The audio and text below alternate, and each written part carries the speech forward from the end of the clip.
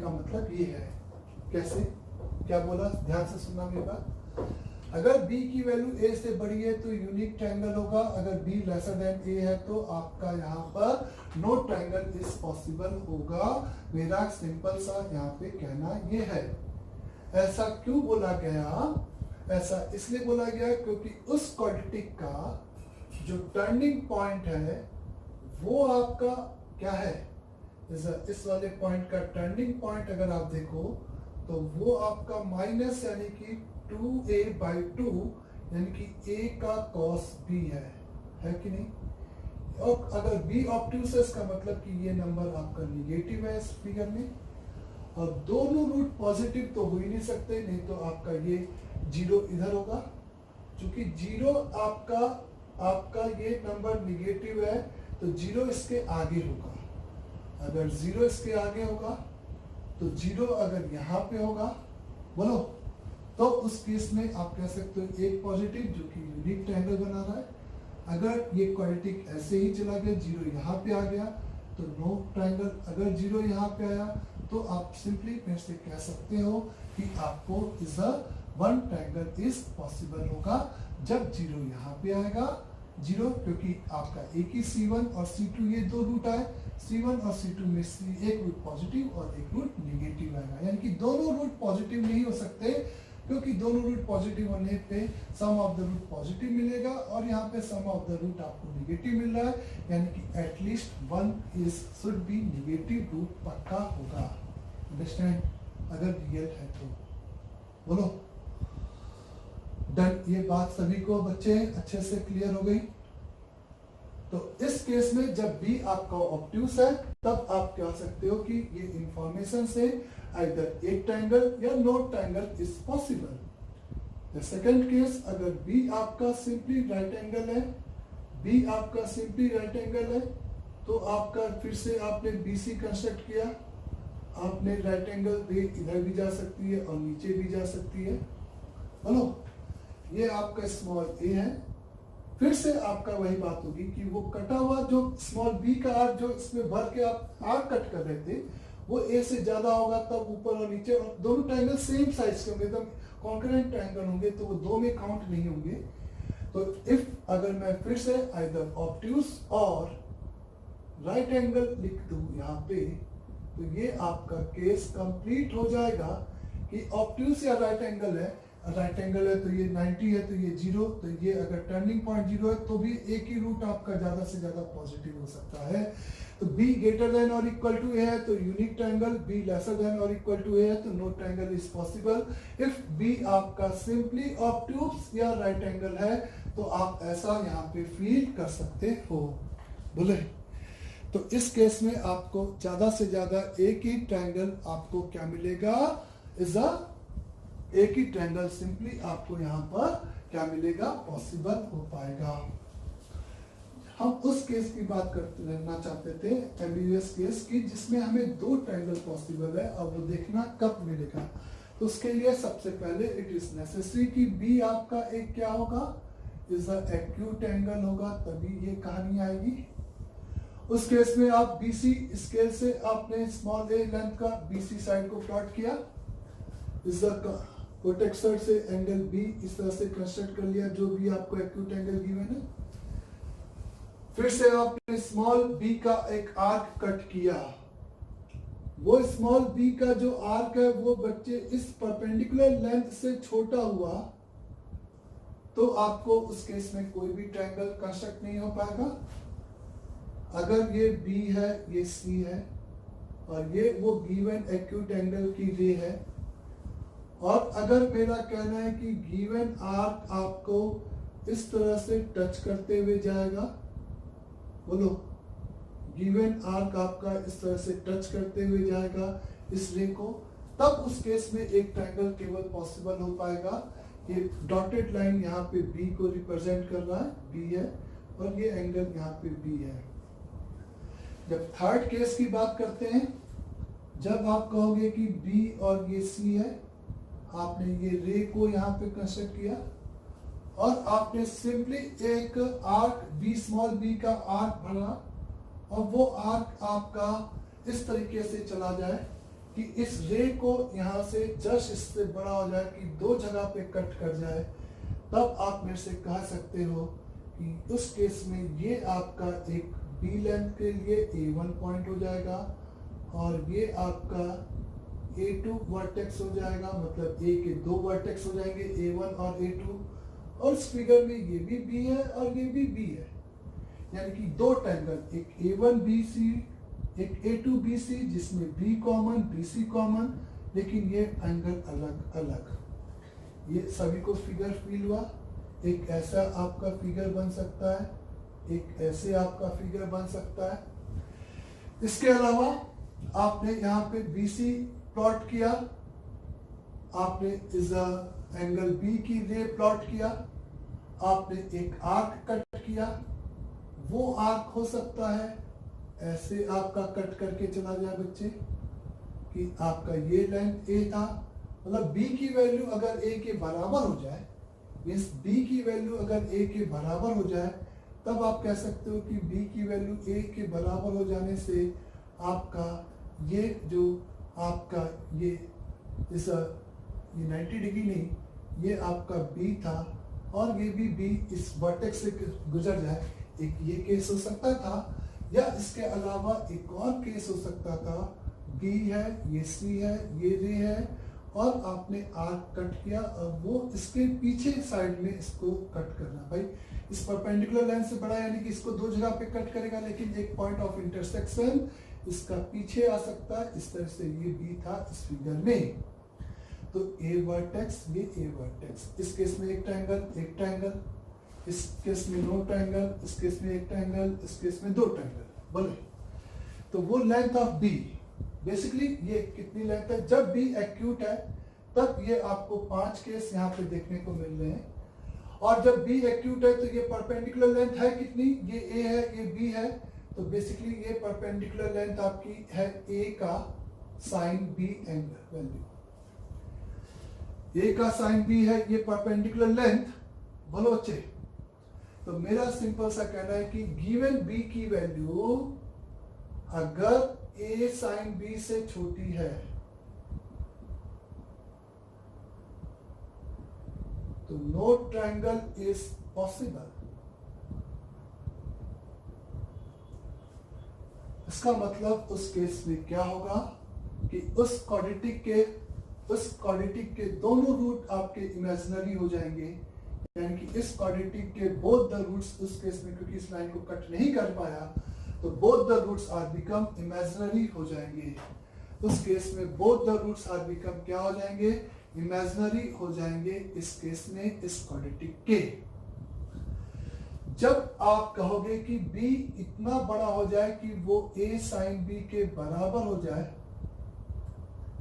तब आपको ये टच करते हुए इस रे को चला जाएगा और टच करते हुए आपको एक यूनिक ट्रायंगल इज पॉसिबल होगा, यूनिक ट्रायंगल इज पॉसिबल होगा इस केस में, और वो केस होगा इस एंगल A मस्ट बी, उसका क्या होगा, राइट एंगल होगा।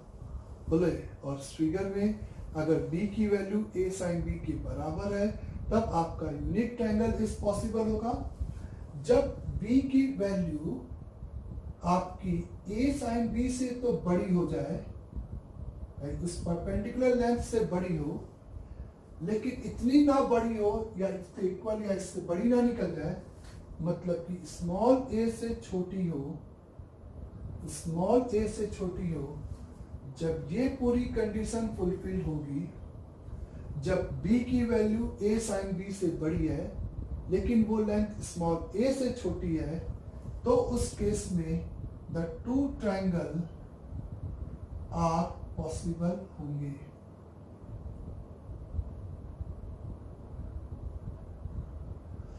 तो टू ट्रायंगल आर पॉसिबल होंगे, मतलब इस केस में d आपका निगेटिव आएगा, इस केस में आपका d आपका इक्वल द जीरो आएंगे और दोनों रूट्स आपके रियल एंड पॉजिटिव आएंगे।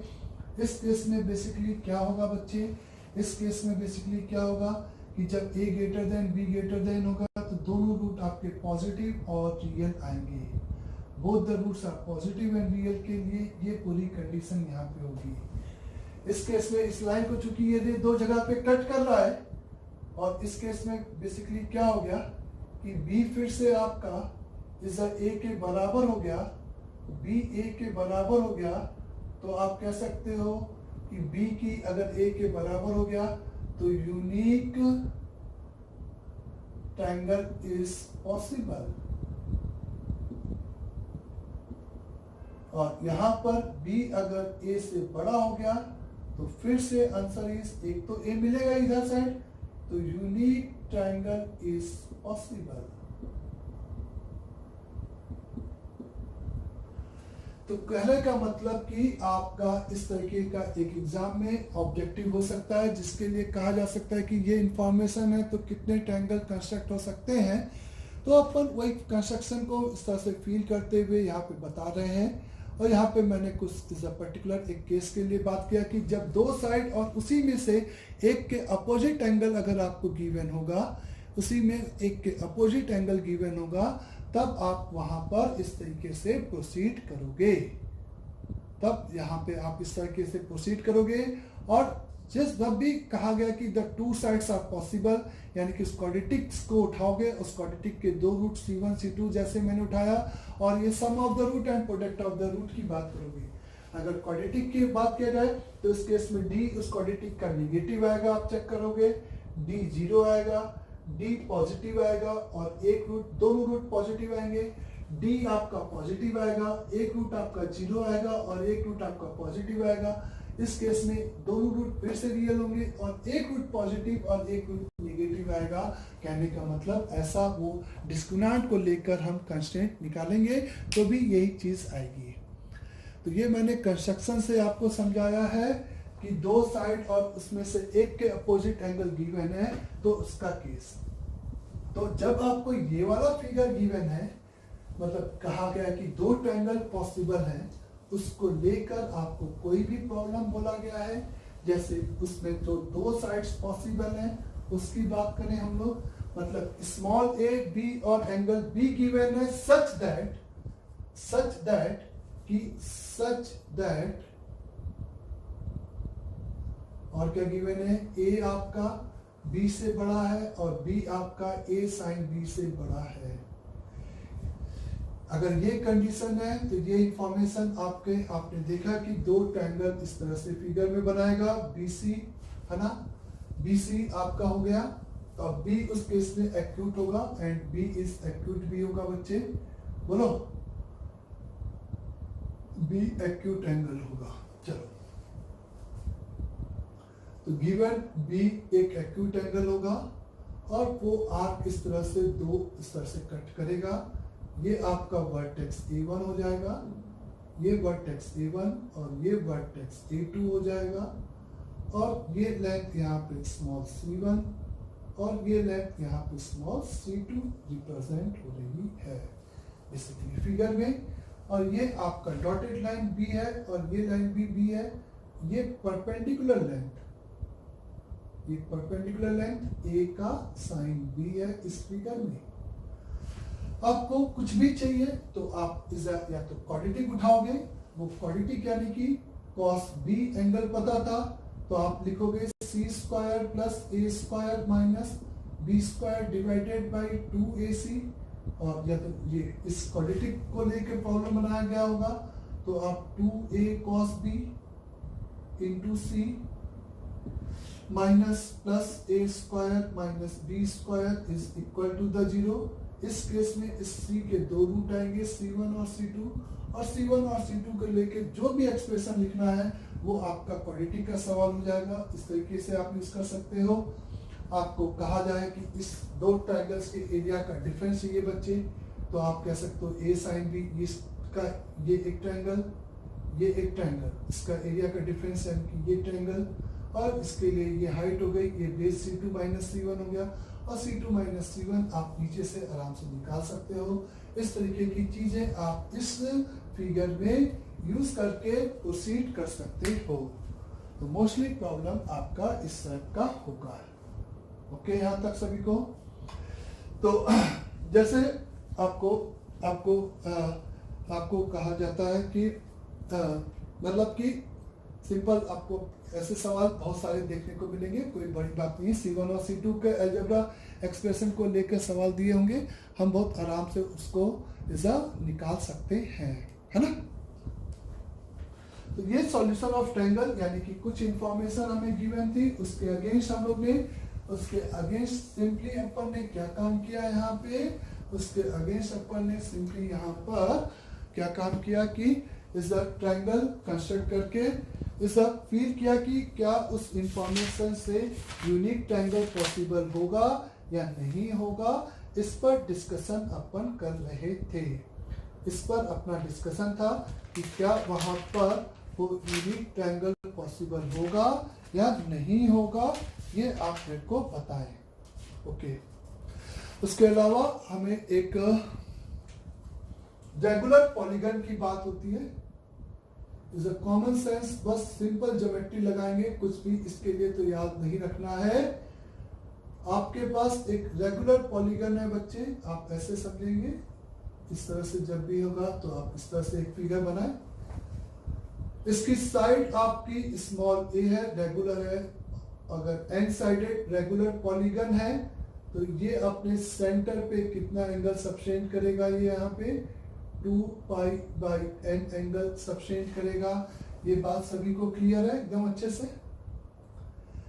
जब हम इस रेगुलर पॉलीगन के सर्कमस्क्राइब्ड सर्कल की बात करेंगे तो सर्कमस्क्राइब्ड सर्कल यानी कि जो इसको इस तरह से वर्टेक्स से पास करेगा, ये सर्कल आपका पॉलीगन के रिस्पेक्ट में सर्कमस्क्राइब्ड सर्कल होगा। बोलो, जब आपके पास ये पॉलीगन ऐसे था, रेगुलर पॉलीगन था, इसका जो सेंटर होगा वही इस सर्कमस्क्राइब्ड सर्कल का सेंटर होगा। इसके अलावा इसका ये जो इन सर्कल की बात होगी तो इन सर्कल यानी कि एक ऐसा सर्कल जो कि इसकी सभी साइड्स को इंटरनली टच करते हुए जा रहा होगा, ये आपका इन सर्कल वाला इस पॉइंट हो जाएगा यहाँ पे बच्चे। बोले आई डन ये बात भी। अगर यहाँ पर इस सर्कमस्क्राइब्ड सर्कल की रेडियस इस कैपिटल आर है, रेडियस, तो कैपिटल आर बेसिकली फिगर में इस लेंथ को रिप्रेजेंट करेगा। तो आप सिंपली इस राइट एंगल ट्रायंगल में ये आर और ये ए, तो आप इस आइसोसेलेस ट्रायंगल से कंस्ट्रक्ट करके एल्टीट्यूड डालोगे तो आप बोलोगे कि ये एंगल आपका सिंपली पाई बाई एन हो जाएगा और ये एंगल ए बाई 2 हो जाएगा। बोलो, तो आप इस राइट एंगल ट्रायंगल में मेरे से बोल सकते हो a by 2 upon capital R is equal to the sine of pi by n हो जाएगा। जब आप इन सर्कल के रेडियस की बात करोगे तो इन सर्कल का सेंटर भी वही सेंटर होगा पॉलीगन का या सर्कम सर्कल का। इस केस में ये आपका स्मॉल r है, आप यहाँ पे फिर से यही, ये लेंथ आपकी a है, ये पूरी की पूरी लेंथ आपकी कैपिटल R है और ये एंगल यहाँ पर इस फिगर में पाई बाई एन है। तो कहने का मतलब कि इस तरीके से अगर ये आप ट्रायंगल देखो तो इस ट्रायंगल में ये एंगल आपका पाई बाई एन है, ये कैपिटल आर है, ये ए बाई 2 है और ये स्मॉल आर है। अगर आप स्मॉल आर और स्मॉल ए में बात करते हो तो ये पूरा ए था तो ऑब्वियसली ये आपका ए बाई 2 हो गया यहाँ पे फिर से, क्योंकि ये आपका आर, ये भी आर था, तो ये एल्टीट्यूड आपको आइसोसेलेस ट्रायंगल में इज परपेंडिकुलर बाइसेक्टर होगा। बोले ये 90 डिग्री, तो small a by 2 divided by small r is equal to the, आप सिंपली यहाँ पे लिख सकते हो tan पाई बाई n। अब आपको small r and capital R में रिलेशन चाहिए, तो आपको जो भी रिलेशन चाहिए वो इस राइट एंगल ट्रायंगल में बहुत आराम से आप लिख सकते हो। तो रेगुलर पॉलीगन का जो भी केस होगा तो उसको हम इस तरीके से प्रोसीड करते हैं। इस एरिया की बात होगी तो एरिया की बात कर सकते हैं। रेगुलर पॉलीगन का एरिया, एक ट्रायंगल का एरिया निकालकर उसका सिंपली इस n टाइम्स कर देंगे।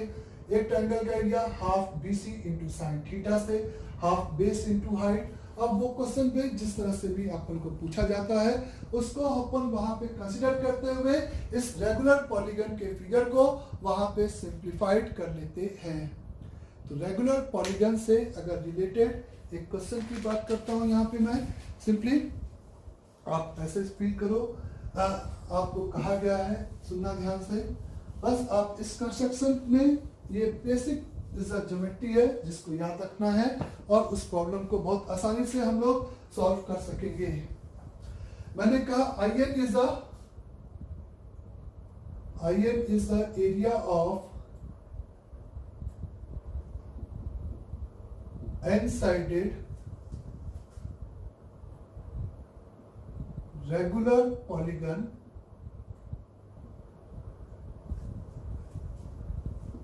inscribed a circle of unit radius. IN is the and ON be area of n-sided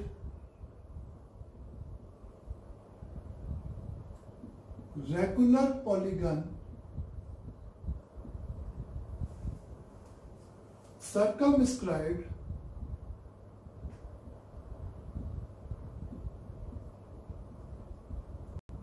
the given circle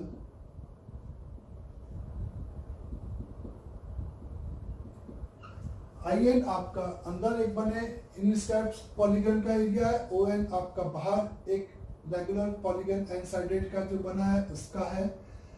clear? तो prove that IN is equal to ON divided by 2 whole multiplied by 1 plus under root over 1 minus का 2IN upon n का whole square, ऐसा हमसे कहा गया है। Understand? तो आपको केवल लैंग्वेज सही से पढ़नी है और एक फिगर फील करना है कि क्या गया। IN is the area of n-sided regular polygon inscribed in a circle of radius 1, यानी कि आपको एक सर्कल गिवन है रेडियस 1 का और उसके अंदर आपको इस तरीके से n-sided regular polygon बनाया गया है। तो इसका अगर आपको एरिया चाहिए तो आपको पता है कि इसका सेंटर भी इसी का सेंटर होगा, रेगुलर है क्योंकि ये 1 यूनिट है और ये 1 यूनिट है। चूंकि रेगुलर है तो ये आपका यहाँ पे एंगल जो सबटेंड होगा वो 2 पाई बाई n होगा। IN इसी रेगुलर पॉलीगन का एरिया है, तो एक पॉलीगन में ये 1 तो पक्का यहाँ पे अगर मैं IN को डिफाइन करूंगा तो वो n टाइम्स ओवर एक ट्रायंगल का एरिया और एक ट्रायंगल यानी कि half BC into sine 2 pi by n, ये हमें IN का वैल्यू मिल जाएगा इस सिंपल n के टर्म में और कुछ भी नहीं है। फिर AN is the same circle में सर्कमस्क्राइब कर रहा है, यानी कि सर्कल अंदर चला गया और पॉलीगन बाहर आ गया, ऐसे फिगर बनाया आपने। इस सर्कल का रेडियस अभी भी कितना है, 1 ही है। तो आप यहां से इस बार ये टच कर रहा है तो ये लेंथ इस फिगर में 1 होगी, ये ऐसे और ये ऐसे, ये 1 है और ये एंगल यहाँ पे पाई बाई n है क्योंकि टोटल 2 पाई बाई n होता है। तो इस बार ये अब 1 नहीं रहा, इसका आपको ये लेंथ और ये 1, तो ये यहाँ पे आप आराम से निकाल सकते हो बेस। तो this is equal to the tan of pi by n हो जाएगा फिगर में। ये 1, ये एंगल पाई बाई n, तो इसके opposite tan pi by n, ये 2 पाई बाई n, tan का 2 पाई बाई मतलब 2 tan पाई बाई n और ये 1। तो ON यानी कि एक ट्रायंगल का area ON is n times over half base into height लगा दो, तो यहाँ पे 2 into tan of pi by n, इसका बेस इंटू हाइट यानी कि 1, तो 2 कैंसिल हो जाएगा, ON is equal to n multiplied by 10 pi by n, ये इसका ON की वैल्यू आ जाएगी। आया सबको? अब आपको एक्सप्रेशन से मतलब है, तो आप IN चाहते हो, ON के टर्म में ये प्रूफ करना चाहते हो, राइट हैंड साइड कंसीडर किया, बड़ा था n into ten over angle pi by n whole multiplied by 1 plus 2IN upon n, यही साइन 2 पाई बाई n, तो 1 minus sine square pi by n, यानी कि simple 1 minus sine square theta. बोलो बच्चे, 2IN by n sine 2 pi by n, 1 minus sine square cos square, तो cos का angle 2 pi by n, 1 plus cos theta लगाया तो obvious है n multiplied by 10 pi by n into 2 cos square theta by 2, तो 2 बढ़ गया। इसको sign by cos लिखा, इसको साइन बाई कॉस लिखा, तो वापस से ये एक कॉस मर जाएगा, तो n इंटू कितना 2 into sine pi by n into cos pi by n, 2 sine theta cos theta, sine 2 theta हो जाएगा, n into sine of angle 2 pi by n आ जाएगा। और फिर से आप बाई 2 चाहिए था, तो बाई 2 के लिए एक आप बाई 2 यहाँ पे भूल गए मेरे ख्याल से, इस बाई 2 एक 1 बाई 2 भी था, एक 1 बाई 2 था, एक 1 बाई 2 और 1 बाई 2 लगा दिया, तो ये वापस आप देखो सिंपल आपका IN हो गया। तो एक फिगर बनाना है, फिगर में एक simple is a trigonometric right angle trigonometric at ratio substitute करना है, और इस तरीके से आप उस टाइप के प्रॉब्लम को बहुत आसानी से सिंप्लीफाइड कर लोगे। अंडरस्टैंड सभी को? चलो।